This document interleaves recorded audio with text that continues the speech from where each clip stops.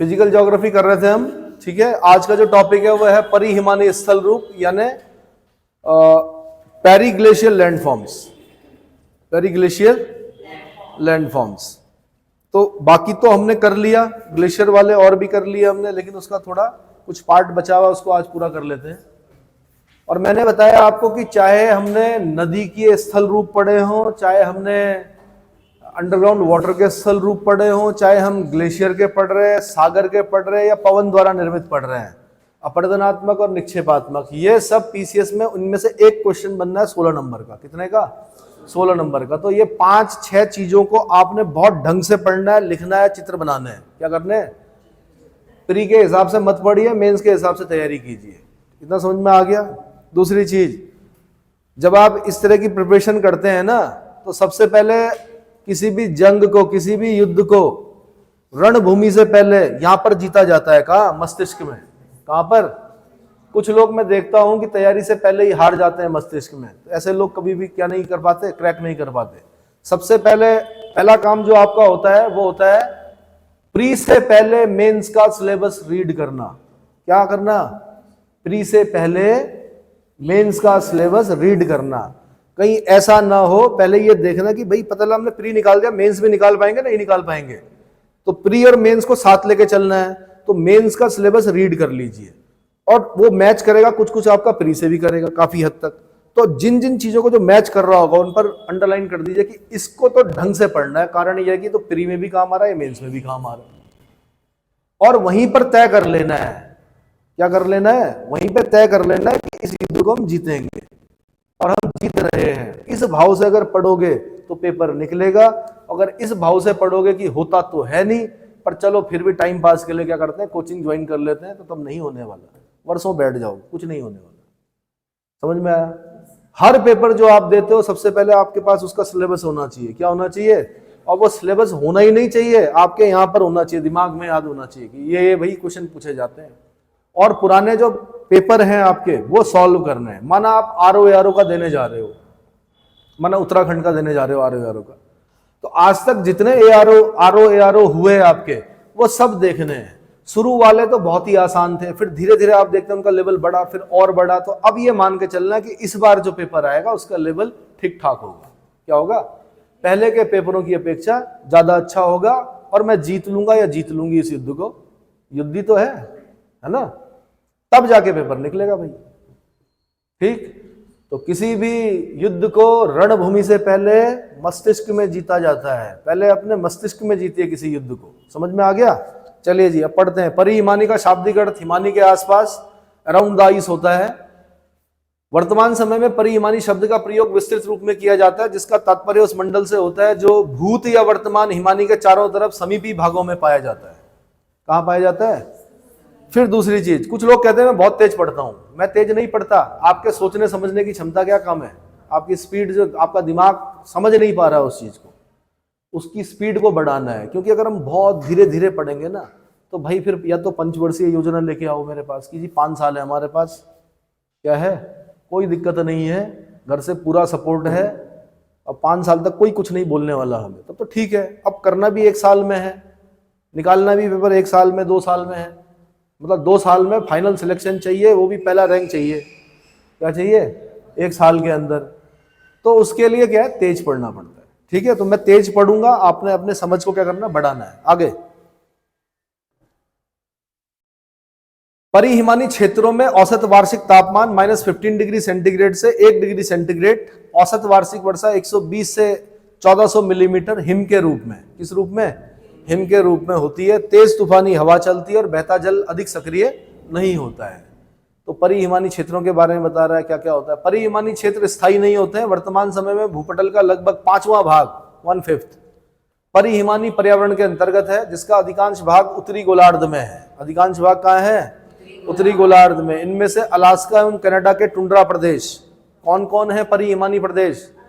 Alaska. Alaska कहाँ पड़ा आपका? यूएसए का 49वां राज्य है। कभी रूस से खरीदा था उसने कुछ लाख डॉलर में, है ना। टुंड्रा प्रदेश। उत्तरी यूरोप के भाग, साइबेरिया के अधिकांश भाग सम्मिलित हैं। अब आप लोग तो, मैंने कहा नहीं, आप लोगों का भाग्य है कि आप, सबसे पहला भाग्य तो यही है कि आप भारत में पैदा हुए। दूसरा भाग्य यह है कि आपका उत्तराखंड, देवभूमि उत्तराखंड में पैदा हुए। तीसरा भाग्य यह है आपका कि गंगा के तट पर ऋषिकेश में पैदा हुए। और चौथा आपका सबसे अच्छा भाग्य यह है कि आप इस इंस्टीट्यूट में हो। कहाँ हो? इस इंस्टीट्यूट में हो, है ना। और आप यहां पर क्या कर रहे हो? पढ़ रहे हो। अगर यहां पढ़ के भी नहीं निकले ना भाई, तो समझ लेना दोष अपने में है। किसमें? हाँ, ये अपने आप में ढूंढना फिर। क्योंकि मैंने बड़ी ईमानदारी से मैंने सारा बता दिया, पूरी किताबों के नाम बता दिए, सब सिलेबस खोल के बता दिया कि भाई ये पढ़ के पेपर निकलता है। हमने भी निकाले हैं, आप भी निकालो, है ना। चलो, जिसका अधिकांश भाग उत्तरी गोलार्ध में है। इनमें से अलास्का एवं कनाडा के टुंड्रा प्रदेश, उत्तरी यूरोप के भाग, साइबेरिया के अधिकांश भाग सम्मिलित हैं। इसके अलावा निम्न अक्षांशों के उच्च पर्वतीय भागों में ऊंचाई पर भी परिहिमानी क्षेत्र मिलते हैं। अब भाई निम्न अक्षांश मतलब, माना हिमालय की बात कर लूं मैं, तो निम्न अक्षांश में है ना, नीचे नीचे है, 0 डिग्री के कितना है, मतलब जैसे उत्तराखंड है, तो उत्तराखंड का क्या है? उत्तराखंड का लैटिट्यूडनल पोजीशन क्या है? लैटिट्यूडनल पोजीशन बताइए। 28, 43, 31, 27। 28, 43, 31, 27, 77, 34, 81, 02। अरे लॉन्गिट्यूडनल भी तो होगी। लैटिट्यूडनल तो क्या हो गया? 28, 43, 28 डिग्री 43 मिनट से 31, 27, 31 डिग्री 27 मिनट के बीच में। अब 31 डिग्री 27 मिनट जो लैटिट्यूड है, जो ये लेटिवी लाइन है, ये किसमें आती है?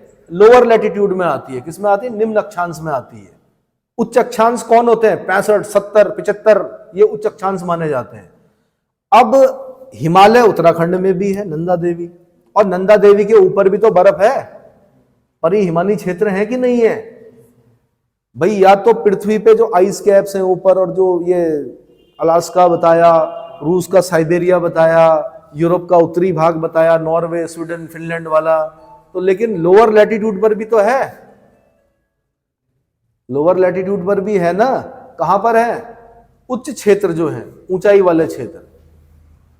तो उच्च पर्वतीय भागों में ऊंचाई पर परिहिमानी क्षेत्र मिलते हैं। तो अगर आपसे पूछ लिया कि परिहिमानी क्षेत्र कहां कहां है, तो आपने यही बताना है क्या? अलास्का, कनाडा का टुंड्रा प्रदेश, उत्तरी यूरोप के भाग, ठीक है, साइबेरिया के अधिकांश भाग। कभी जाना ना साइबेरिया, वहां पता चलेगा। मैं पूछता हूं क्यों नहीं आए? कि ठंड हो गई। इसे ठंड बोलते हैं, ऋषिकेश की ठंड को। साइबेरिया में जाना, वर्खोयांस्क में जाना। कहां जाना?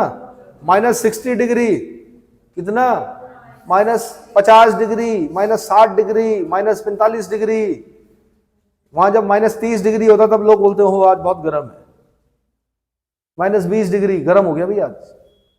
और आप यहां पर क्या 5 डिग्री, 6 डिग्री, 10 डिग्री पे बोलते ठंड लग गई, कि इसलिए नहीं आए।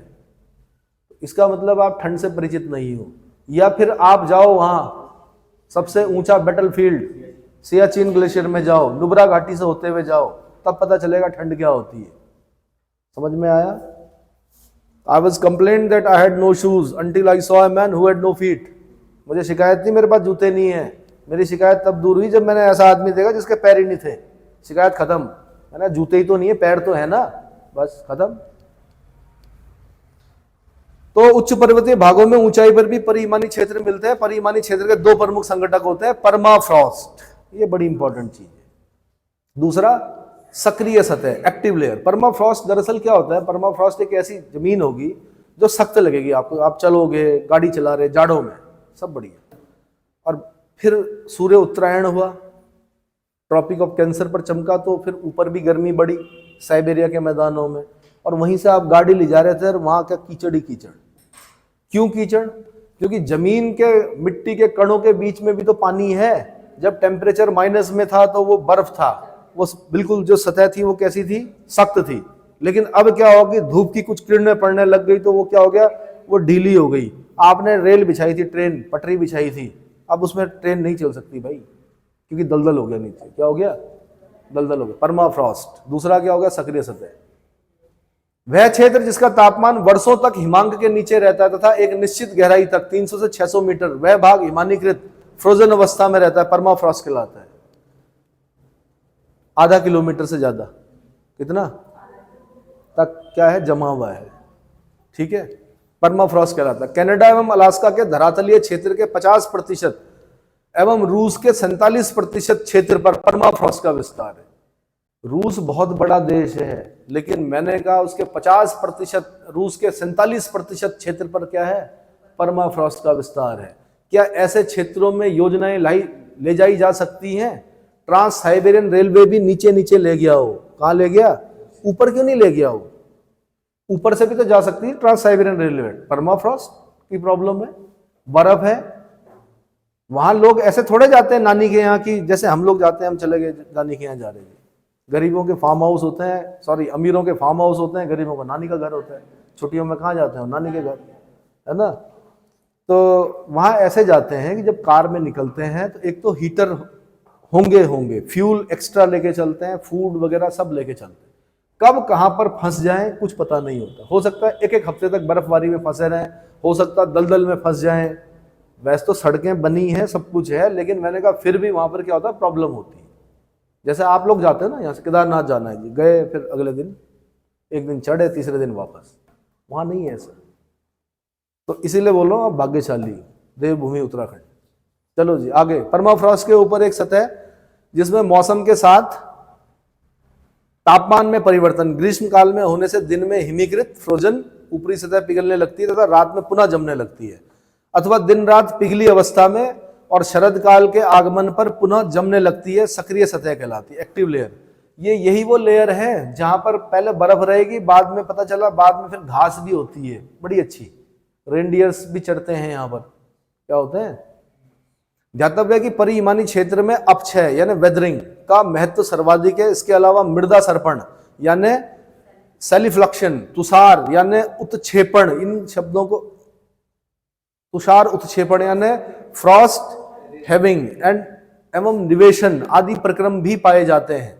अब आपसे ऐसा क्वेश्चन पूछ लिया, माना उसने, आप हिंदी मीडियम के हो इंग्लिश मीडियम के, दोनों में समझ में नहीं आना आप, वो पूछेगा मृदा सर्पण, तुषार उत्क्षेपण और निवेशन कहां पर होते हैं, तब क्या बोलोगे आप? वेदरिंग, अपक्षय का महत्व सर्वाधिक है। इसके अलावा मैंने 3 से क्वेश्चन बनाया आपका। परिहिमानी का भी कौन सा वाला, जो कौन सी लेयर पर, ठीक है, फ्रॉस्ट हैविंग हो गया, निवेशन हो गया, प्रक्रम पाए। मृदा सर्पण का कार्यस्थल केवल सक्रिय सतह में ही सीमित होता है। यहां पर चलो आगे आगे बढ़ो, परीक्षा उपयोगी बता रहा हूं।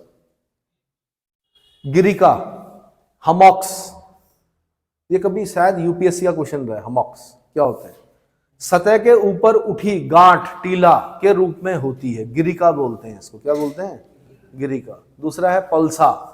पल्सा एक विशिष्ट प्रकार का टीला या गिरिका हमॉक्स होता है जो दलदली क्षेत्र में पाया जाता है तथा इसकी रचना पीट से होती है। किससे होती है भाई? इतना इतना ही लिखना होता है 20 शब्दों में, ठीक है। पल्सा।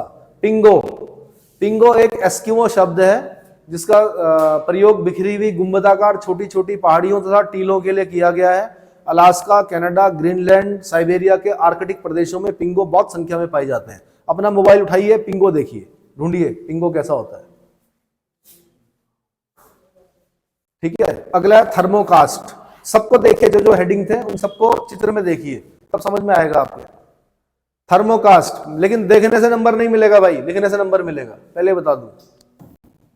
थर्मोकास्ट यह आर्द्र शीतोष्ण प्रदेश में विकसित कास्ट स्थलाकृति के ही समान होते हैं, परंतु इनका निर्माण आर्कटिक क्षेत्रों में परमाफ्रॉस्ट मंडल में भौतिक प्रक्रमों द्वारा होता है। वास्तव में थर्मोकास्ट परमाफ्रॉस्ट क्षेत्रों में ऋणात्मक स्थल रूपों, नेगेटिव लैंडफॉर्म का सामूहिक रूप होता है, जिसका निर्माण धरातलीय सतह के हिम के पिघल जाने पर धंसने के कारण होता है। थर्मोकास्ट में भूपृष्ठीय गर्त यानी surface पिट्स, basin sinks,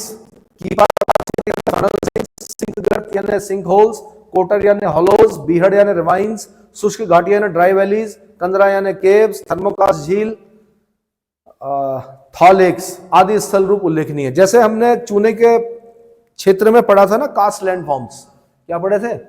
cast landforms, वैसे यहां पर भी पाए जाते हैं, लेकिन यहां पर क्या होता है, हिम के पिघलने से बनती है उस प्रकार की स्थलाकृति, सब आकृतियां मतलब। ठीक है, क्या हो गया? तब तक देखिए जो मैंने बताया, पिंगो देखिए क्या नाम, कैसा लग रहा है, ग्रुप में भेजिए उनको सबको।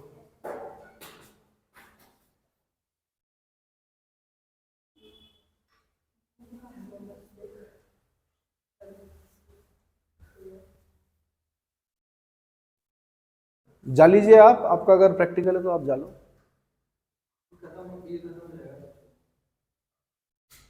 कीजिए भाई।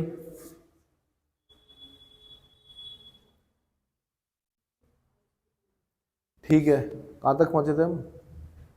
ये तो पवन के कार्य, नीचे करो। अच्छा, अब क्या है? थर्मोकास झील, हिम द्रवण झील यानी थॉ लेक्स आदि पाए जाते हैं। अब है पैटर्न्ड भूतल, पैटर्न्ड ग्राउंड, परिहिमानी क्षेत्रों में कई स्थल रूप ज्यामिति के विभिन्न आकारों, बहुभुज, वृत्त, पट्टी आदि में इस तरह मिलते हैं, लगता है कि उन्हें एक प्रणाली के अंतर्गत आगे प्रणाली के अंतर्गत संजोया गया है। ऐसी ब्लॉक फील्ड्स, ब्लॉक फील्ड्स क्या होते हैं? परिहिमानी क्षेत्रों के उच्च भागों पर, खासकर पर्वतों की चोटियों पर, जो कि या तो सपाट होती हैं या मंद ढाल वाली होती है, बड़े बड़े टुकड़े वाले पदार्थों के समूह को ब्लॉक फील्ड्स कहा जाता है। क्या कहते हैं? ब्लॉक फील्ड्स कहते हैं। प्रस्तर सरिता, स्टोन स्ट्रीम, शैल मलबा, जिससे बड़े तथा बारीक सभी प्रकार के कण होते हैं, के समूह को जो कि घाटी में एकत्रित होकर ढाल के अनुसार अग्रसर होता है, प्रस्तर सरिता कहते हैं। मैंने कहा नहीं, शिला समुद्र, शिला समुद्र बताया था मैंने नंदा राजात में, वो दिख जाएगा आपको। प्रस्तर सरिता, पत्थर ही पत्थर, समझ में ही नहीं आते कहां से आए, ये है वो प्रस्तर सरिता।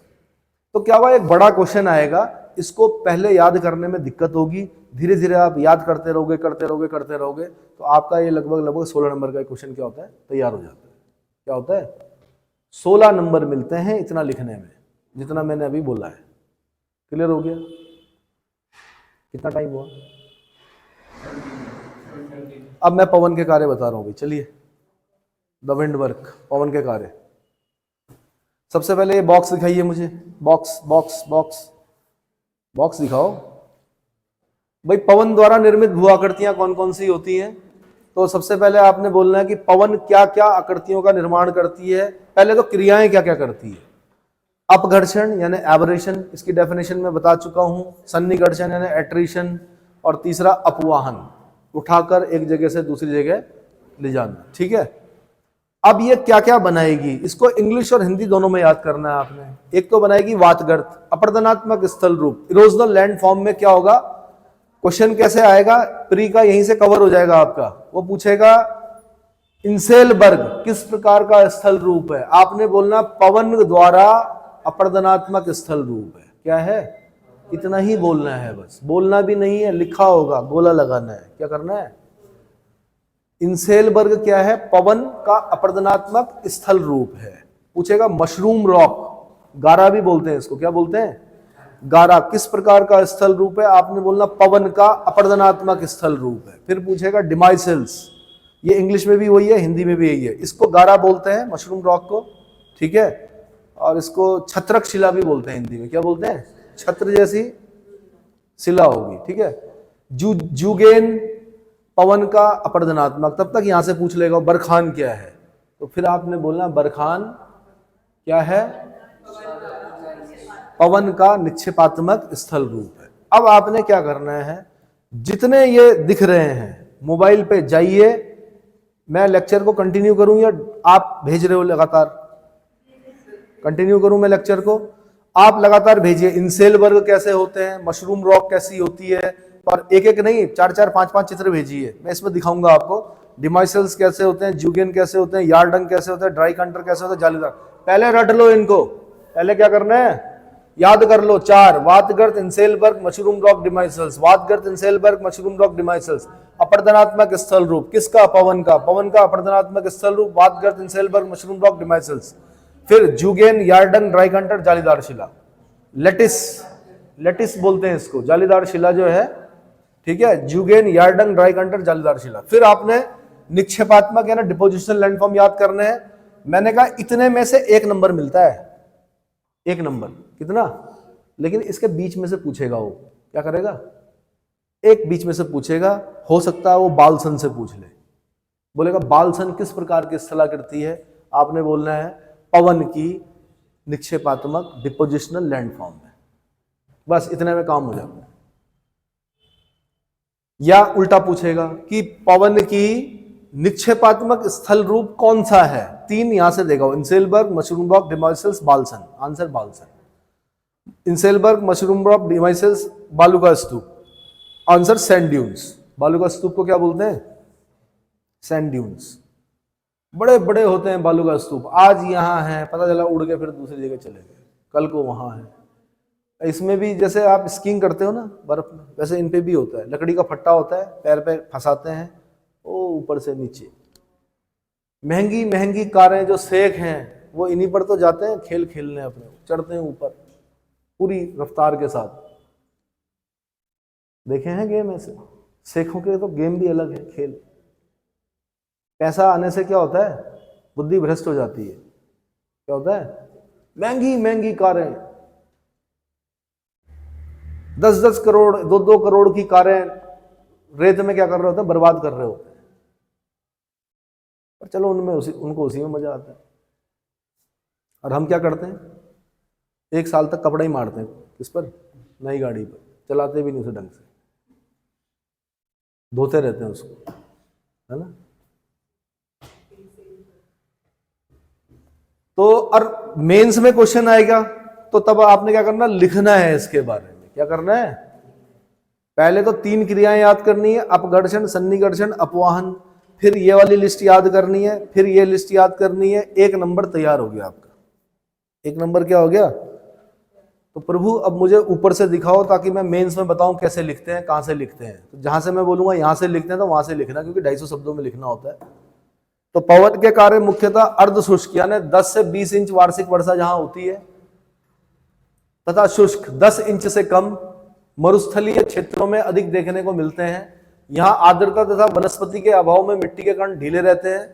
अब आप अपने आप को रेगिस्तान में ले जाओ जहां रेती रेत है, वहां पर दिखेंगे आपको ये सब। फलतः पवन को यांत्रिक अपक्षय द्वारा बहुत मदद मिलती है।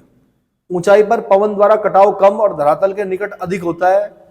इनका अपर्दनात्मक कार्य मुख्यतः भौतिक ही होता है, जो कि अपघर्षण, सन्निकर्षण तथा अपवाहन के रूप में संपादित होता है। एक मैं छोटा सा एग्जांपल देता हूं आपको। इधर दिखाओ भाई। आप रेगिस्तान में गए और मैंने कहा आपको एक ऐसे मिल गई, क्या एक स्ट्रक्चर ऐसे मिला, और आप यहां पे खड़े हो, इतने ऐसे ही हो। आप हैरान हो गए। क्या हो गए? हैरान हो गए। और ये ऐसे भी हो सकता है, इसको और ले लेता हूं नीचे तक ना, ताकि आप और हैरान हो जाए। पत्थर का, चट्टान का बना हुआ है। क्या बना हुआ? आप हैरान हो गए कि ये है क्या? ये तो प्रभु की क्या है? ऊपर वाले की ही माया है। ये सबसे बड़ा चित्रकार जो था, प्रकृति होती है। ये कभी ना रॉक पूरी ऐसे थी, कैसी? ये पूरी रॉक थी। अब रेत चलती है, चारों तरफ से रेत क्या हो रही है? उड़ रही है। लाखों साल हो गए, घिस घिस कर, रेग मार्क से नहीं घिसते जैसे, तो उस रेत ने क्या किया? इसको घिस दिया। ये रॉक पूरी घिस घिस के, टूट टूट के क्या हो गई? ये सब गायब हो गया। यहां वाली भी गायब हो गई, ये जो पत्थर था ऐसे, ये भी गायब हो गया। और ये लाखों साल में जाके ऐसा बन गया। अब हमने सोचा हमेशा ऐसे ही रहेगा। अब हो गया, इसका भी जीवन काल पूरा हो गया। 10 लाख साल और हो गए, तो पता है कि क्या होगा? धीरे धीरे धीरे और घिसेगा, और घिसेगा, और घिसेगा। क्या होगा? ये ऐसा हो जाएगा। फिर एक दिन क्या हो जाएगा? टूट के नीचे गिर जाएगा। फिर इस पे काम शुरू होगा। फिर अगली बार क्या होगा कि अब ये रॉक पूरी नीचे गिर गई, फिर इसके यहां से कटान शुरू होगा। फिर अगली वाली जो 50 लाख साल बाद जो होगा, वो कुछ इस तरह का देख रहा होगा ये। फिर यहाँ पे आपका वंशज फिर आएगा, फिर बोलेगा ये प्रभु की क्या है? कृपा है। समझ में आ रहा है? तो ये चलता रहता है, ये प्रकृति है। तो इस तरह की मशरूम रॉक क्या होती है आपको मिल जाएगी। तो कैसे बनी है समझ में आ गया। ऐसे इंसेलबर्ग होते हैं, डिमॉइसल्स होते हैं, तो उनके चित्र दिखाओ मुझे, मैं आपको समझाता रहूंगा कैसे कैसे बनते हैं, कैसा रहा होगा, फिर कैसे बना होगा। तो अभी तो हम यहां तक पहुंचे हैं, कहां? तो सन्निकर्षण। अब इसके नीचे है सबसे पहले वातगर्त।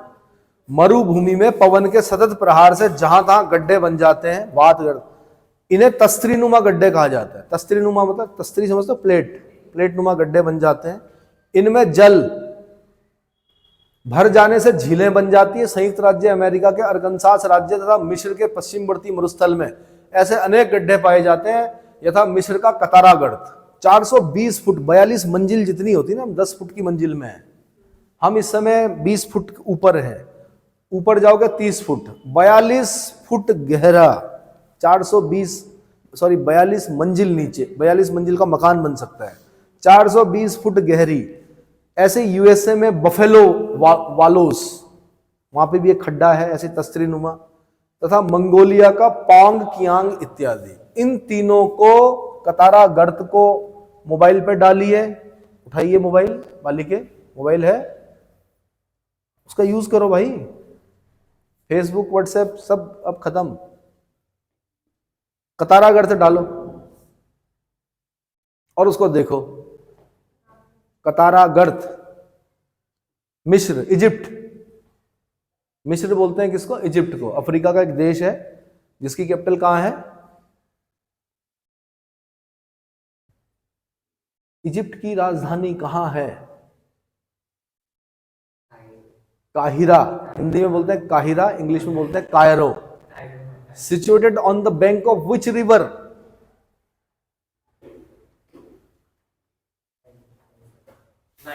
Nile river. Gift of Nile बोला जाता है इजिप्ट को। क्या बोला जाता है? नील नदी का वरदान है इजिप्ट। अगर नील नदी ना होती तो वहां पर हरा भरा ना होता। अगर इजिप्ट में नील नदी का डेल्टा ना होता तो बहुत बड़ी जनसंख्या रेगिस्तान में क्या कर रही होती है? ऊंट घुमा रही होती। दिख गया भाई कतारा गर्त कैसा है? कतारा गर्त कैसा है? पानी पानी दिख रहा होगा।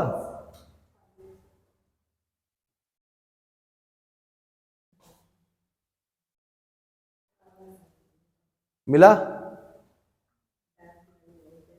ऐसी बफेलो देख लो, बफेलो वालोस यूएसए में, कतारा गर्द, बफेलो वालोस। मंगोलिया का देख लो, पांग कियांग। नौजवान थोड़ा इसमें भी दिखा दो, हम भी देख लें। भेजा किसी ने? क्यों?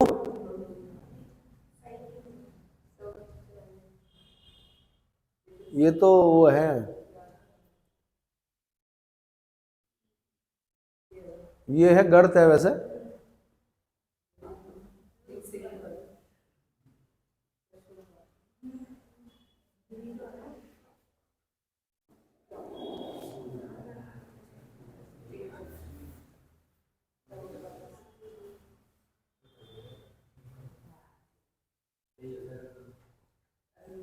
नहीं दे रखे हैं ढंग से। चलो चलो कोई दिक्कत नहीं। अब इंसेलबर्ग पे आ रहे हैं हम लोग। इंसेलबर्ग उच्च मरुस्थलीय प्रदेशों में यत्र तत्र कुछ ऊंचे टीले दिखाई पड़ते हैं। यह ग्रेनाइट शैलों के अपर्दन के, ग्रेनाइट को खास ध्यान देना है, शैल के अपर्दन के कारण बनते हैं। इनका आकार पिरामिड तथा गुंबद की तरह होता है। इनको इंसेलबर्ग कहते हैं। भारत के रायचूर के पास कूप घाट में ऐसे गुंबदाकार टीले मिलते हैं। दक्षिण और मध्य अफ्रीका में भी ऐसे टीले मिलते हैं। तो ये इंसेलबर्ग है भाई। इधर नीचे नीचे करो, नीचे नीचे। ये दिख रहे हैं ऐसे? ये फोटो भेजिए, दिखाओ जरा, फोटो दिखाओ। ये देख लो, ये तो किसमें? इससे ऊपर होगा ये इंसेलबर्ग, दिख रहा है? अब उसके ऊपर पेड़ वेड़ जम गए, ठीक है, क्या बोल सकते हैं, प्रकृति है। चलो जी, तो आपने ना वो नहीं बनाना जो मैंने दिखाया, ये वाला बनाना जो चित्र दिख रहा है। और इतना सजाना मत है कहीं आप वो लेके ब्रश लेके लगे हुए वहां से। बहुत जल्दी बनाए जाते हैं, ऐसे बनाए, बस ये हो गया। इंसेलबर्ग लिखना नीचे बस आपने। दक्षिण अफ्रीका के प्रसिद्ध थ्री सिस्टर्स पहाड़ी गुंबद ऐसे ही इंसेलबर्ग है। थ्री सिस्टर्स पहाड़ी गुंबद कहाँ है? आंसर दक्षिण अफ्रीका, इंसेलबर्ग है। अब है छत्रक शिला या गारा, मशरूम रॉक या गारा। मरुस्थली भागों में यदि कठोर शैल के रूप में ऊपरी आवरण के नीचे कोमल शैल लंबवत रूप में मिलती है तो वह पवन के अपघर्षण के प्रभाव से छतरीनुमा आकृति धारण कर लेती है, जिसे छत्रक शिला की संज्ञा दी जाती है। छत्रक शिला की फोटो दिखाइए मुझे, थोड़ा अच्छी फोटो दिखाइए, आपने अच्छी फोटो नहीं खींची हुई, और दिखाइए। बड़े सुंदर सुंदर होते हैं छत्रक शिला, तो ये नहीं है भाई, ये है बट ये बहुत सुंदर नहीं है, इससे सुंदर होते हैं छत्रक शिला। और दिखाओ, भेजो, ढूंढ के भेजो, मशरूम रॉक ढूंढो, नया भेजो।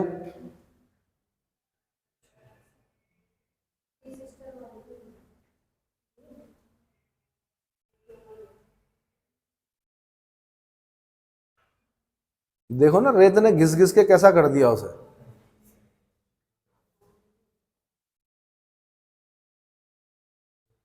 जल्दी भेजो भाई, टाइम कम है। मशरूम रॉक खोलो भाई, लिंक खोलो। ये देखो कितना सुंदर छत्रक शिला। कभी ये पूरा पहाड़, ये पत्थर रहा होगा नीचे, रेत ने घिस घिस के देख रहे हो कैसा बना दिया उसको, और अभी नीचे और घिसेगा, टूटेगा पत्थर, नीचे गिर जाएगा वो। ये देखो कितने सुंदर सुंदर छत्रक शिला है। ये देखो गारा मशरूम रॉक। यहां तपस्या करो ऊपर बैठ के।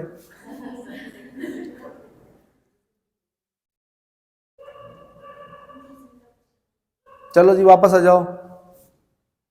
अब है भूस्तंभ, डिमाइसल्स। शुष्क प्रदेशों में जहां पर असंगठित तथा कोमल शैलों के ऊपर कठोर तथा प्रतिरोधी शैल का आवरण होता है, वहां पर इस आवरण के नीचे की कोमल शैल को संरक्षण मिल जाने के कारण अपर्दन नहीं होता, जबकि समीपवर्ती कोमल शैलों का अपर्दन होता रहता है। कठोर आवरण वाला भाग एक स्तंभ के रूप में दिखाई देता है, इसे डिमाइसल्स या भूस्तंभ कहते हैं। डिमाइसल्स दिखाइए मुझे, असली वाला डिमाइसल्स दिखाइए। अब मैं बताता हूं क्या रहा होगा पहले। डिमाइसल्स ये है, डिमाइसल्स ये है, ये है। बड़ा करो इसे।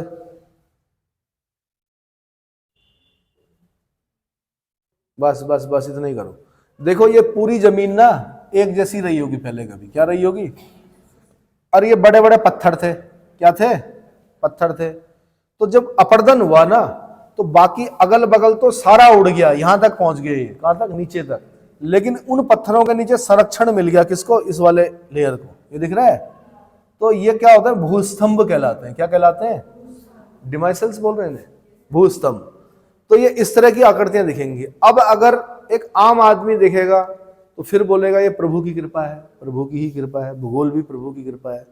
पर मैंने कहा थोड़ा ज्योग्राफी भी समझनी पड़ेगी, कि क्योंकि इसके ऊपर हार्ड रॉक थी, अगल बगल ये पूरा एक लेयर था, ये पूरी जमीन एक रही होगी उस समय, क्या रही होगी, तो बाकी सब अपर्दन हो गया। देखो ना नीचे सब पड़ा हुआ अपर्दित होकर, लेकिन क्या हुआ कि ये इसके नीचे वाले का अपर्दन नहीं हुआ, ये सुरक्षित रहे ऐसे।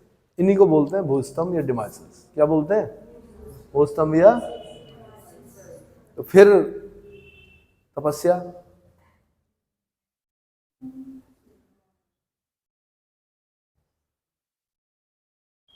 ये देखो ना चित्र, लेकिन आपने ऐसा बनाना भाई, ठीक है। भूस्तंभ आगे, जुगेन या जूजेन बोलते हैं। मरुस्थलीय भागों में जब कठोर चट्टानों के ऊपर कोमल संरचना वाली चट्टानें क्षैतिज रूप में बिछी होती है, तब कोमल चट्टानों को काटकर हवाएं ढक्कनदार दवात की आकृति बनाती है, जो विकसित होकर संकरी घाटी का रूप ले लेती है। ऐसी आकृति को जुगेन कहते हैं। अब देखो इसका चित्र कैसे बनाना, दिखाओ भाई। ये इस तरह का बनाना है आपने, यही है, हाँ ठीक है भाई, इस तरह का बनाना है। चट्टानें अलग अलग बनानी है आपने, कहीं पर आपने डॉट करना है, कहीं पर इस तरह का बना के, कोमल शैल, कठोर शैल। कठोर शैल की वजह से ये क्या हो गया, बच गया। ये दवात की आकृति के होते हैं। जरा असली वाले दिखाओ जो दिखते हैं असली में, भेजा आपने जुगेन।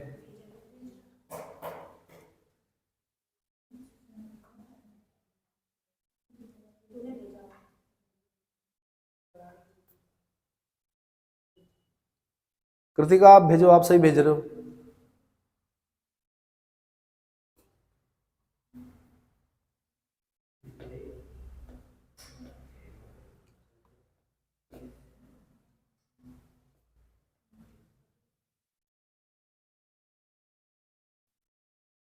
ये देख लो भाई, जुगेन है, हाँ व्हाट इज जुगेन, ये इस तरह का।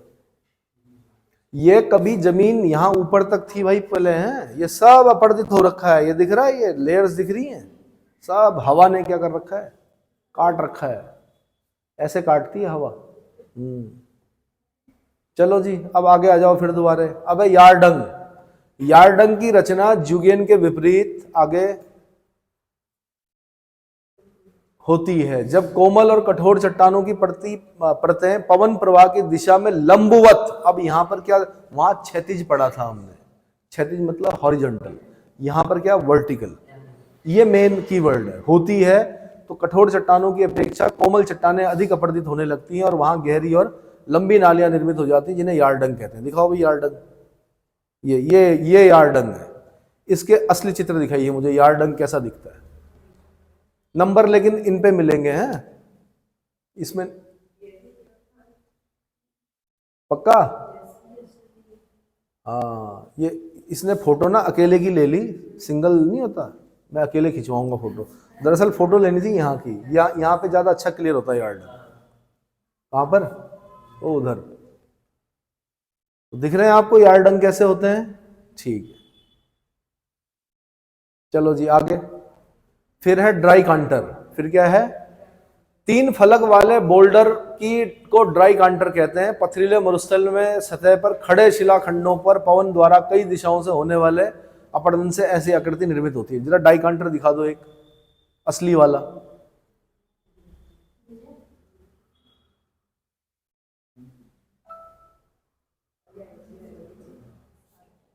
ये आ गया भाई, तो देख लो ये ड्राई कांटर है। इसके आगे मनुष्य कितना बड़ा है देखो ना, ये जो छितर बितर हो रखा, जो ये पवन के प्रहारों से हो रखा है। ये ऐसा किससे? पवन के साथ रेत उड़ी, रेगमार की तरह क्या कर दिया उन्होंने। चलो जी ये ड्राई कांटर हो गया। आगे बढ़िए। जालीदार शिला, तब तक निकाल के रखो आप, है स्टोन लैटिस बोलते हैं।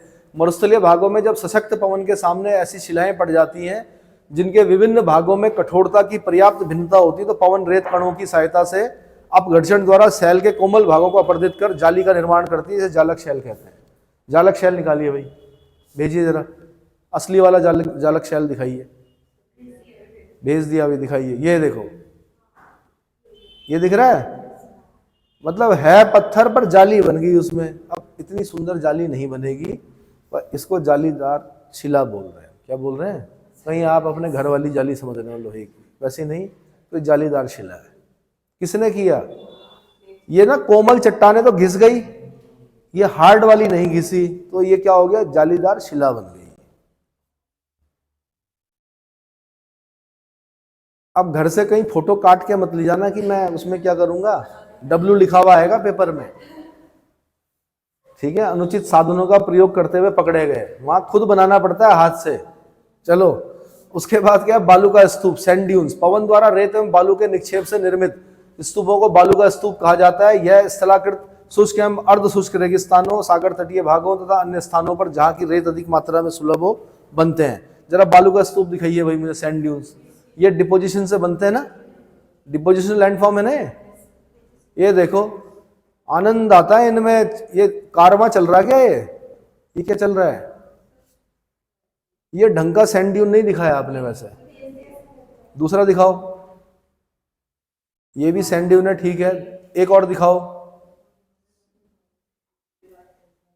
और भेजो सैंड ड्यून।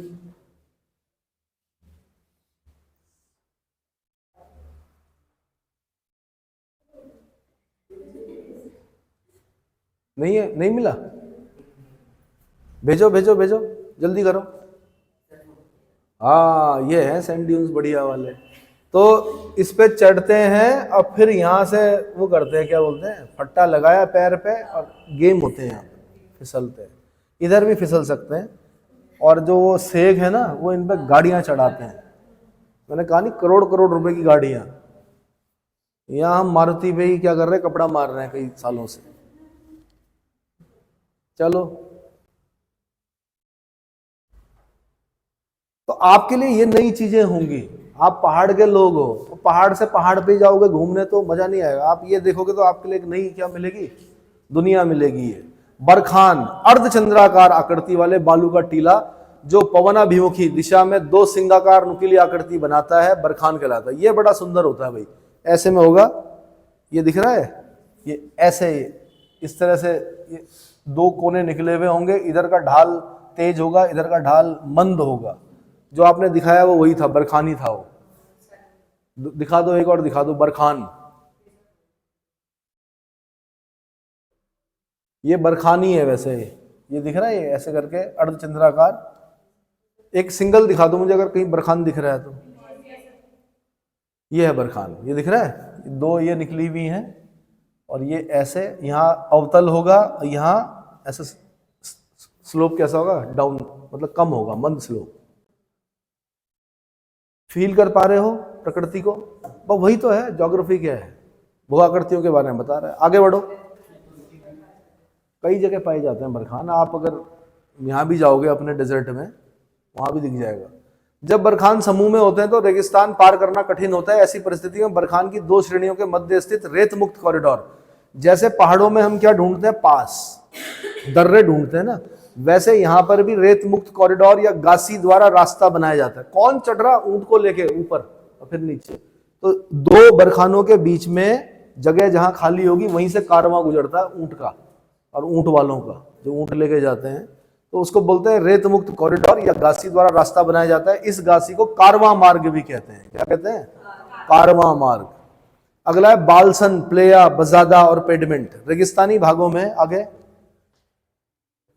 पर्वतों से घिरी बेसिनों को बालसन कहते हैं। चारों तरफ से छोटी छोटी नदियां निकलकर बालसन में जाती हैं, परंतु कुछ तो रास्ते में ही सूख जाती हैं। इन नदियों से बालसन में जल के एकत्र हो जाने से अल्पकालिक झीलों का निर्माण हो जाता है। जल सूखते ही ये झीलें समाप्त हो जाती हैं, जिस कारण बालसन की तली में सिल्ट और नमक के निक्षेप के कारण वह तली समतल तथा ऊंची हो जाती है। इसे प्लेया कहा जाता है। ध्यान रखना, डेजर्ट में पानी से जरूरी चीज क्या होती है? नमक। क्या होती है? और जो इन रेगिस्तानी लोगों के, रेगिस्तानी क्षेत्रों के लोग रहे हैं, उनमें एक परंपरा चलती है, जिसका नमक खा लिया, उसका नमक खा लिया मतलब जान बचा दी भाई। जब आप रेगिस्तान में चलते हो स्वेटिंग होती है बहुत ज्यादा, तो ये लोग ऐसे नहीं कि टी शर्ट पहन के नहीं चलते हैं, कंबल टाइप के कपड़े पहन के चलते हैं, स्वेट को अंदर ही रखते हैं, कई बार अपने आप को चाटते हैं। क्या करने के लिए? नमक।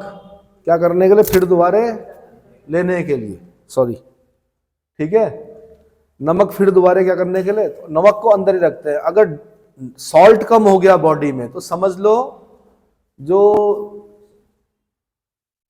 मैसेज जाते हैं ना, वो नमक सोडियम की वजह से जाते हैं। सुना होगा आपने कि उसके शरीर में सोडियम कम हो गया और उसको पता ही नहीं चल रहा कि वो कहां पर है, क्योंकि मैसेज जा ही नहीं रहे हैं। आपने सुना होगा कि बीपी जब होता है तो डॉक्टर बोलता है नमक कम खाओ। क्यों खाओ?